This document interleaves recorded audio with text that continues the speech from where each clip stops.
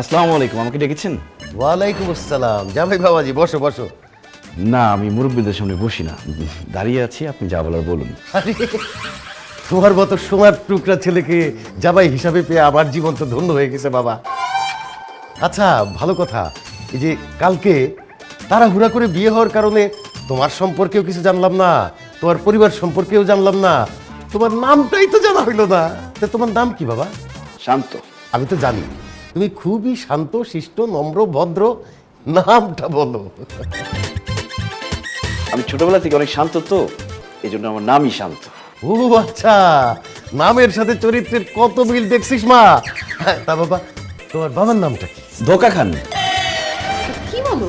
এটা আবার কারো নাম হয় নাকি? তোমার বাবার নাম ধোকা খান কেন?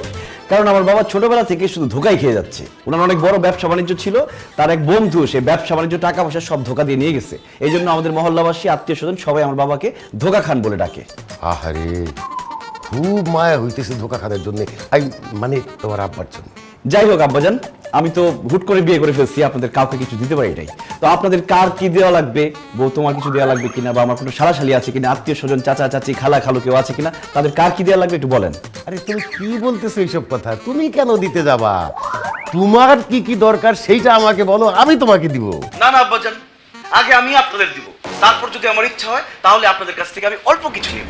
না, আগে আমি দিব, তারপরে তোমার কথা আমরা ভেবে দেখবো। বলো তোমার কি চাই জামাই? না না আব্বাজান, আমার দাদা আমাকে বলে গেছিল শ্বশুর বাড়ি থেকে কোনোদিন কোনো কিছু নিবি না, তাহলে শ্বশুর এবং বউ এগুলো নিয়ে খোটা দিবে। কি বলো? তুমি আমার স্বামী, তুমি কোনো কিছু নিলে আমি কোটে দেবো কেন? না না, তারপরও ছোটবেলা থেকে আমি শুধু মানুষকে দিয়েই গেছি, কারো কাছ থেকে কিছু নেই তো, তাই আমার কেমন জানি লজ্জা লজ্জা লাগতেছে কিছু নিতে। লজ্জার কি আছে? আমি তো তোমাকে খুশি হয়ে দিতেছি। বলো তোমার কি লাগবে? বলো। আচ্ছা ঠিক আছে, আপনারা যেহেতু খুশি হয়ে দিতেছেন, আমি আর না করি কি হবে? এখন তো আমি এই বাড়ির জামাই, এই বাড়ির জামাই হয়ে আমি রিক্সায় চলাফেরা করি কি হবে? এই জন্য আমাকে একটা গাড়ি দিতে হবে, আর তার সাথে আমাকে একটা বাইকও দিতে হবে। কারণ যখন অনেক জ্যাম পড়বে তখন তো গাড়িতে বসে থাকতে হবে, গাড়িতে চলবে না, আমি বাইকে করে আসবো। আর সাথে একটা আইফোন কিনে দিতে হবে, যাতে আমরা দুজন সুন্দর সুন্দর ছবি তুলি, সেই ছবি ফেসবুকে আপলোড করতে পারি। আর সাথে 5 লাখ টাকা ক্যাশ দিতে হবে। ইয়ে মানে গাড়ি, বাইক, আইফোন এগুলো সব দিব, এটা বুঝলাম, কিন্তু নগদ 5 লাখ টাকা কি জন্য চাইতেছো বাবাজি? আপনারা কি শুধু আমাকেই দিবেন? আমার আব্বা আম্মা ওনাদেরকে কিছু দিবেন না?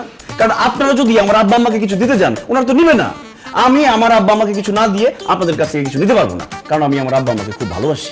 বাহ বাহ বাহ বাহ বাহ বাহ, বাবা মার প্রতি ছেলের ভালোবাসা আমি তো আগে কখনো দেখি নাই এরকম। আজকালকার ছেলে মেয়েরা তো এগুলার ধারে কাছেই নাই। তোর জীবনটা তো ধন্য হয়ে গেছে মা, তুই তো একটা সোনার টুকরা স্বামী পাইছিস। থ্যাংক ইউ বাবা। আচ্ছা বাবাজি, তুমি একটু বসো, আমি তোমার জন্য এই যে 5 লাখ টাকা চেক নিয়ে আসি। গাড়ি, বাইক আর মোবাইলটা এইটা নিয়ে আবার চিন্তা করতে হয় নাকি? সন্ধ্যার মধ্যে তোমার হাতে চলে আসবে, ডেলিভারি দিয়ে যাবে। বস। এবার তো বসাই।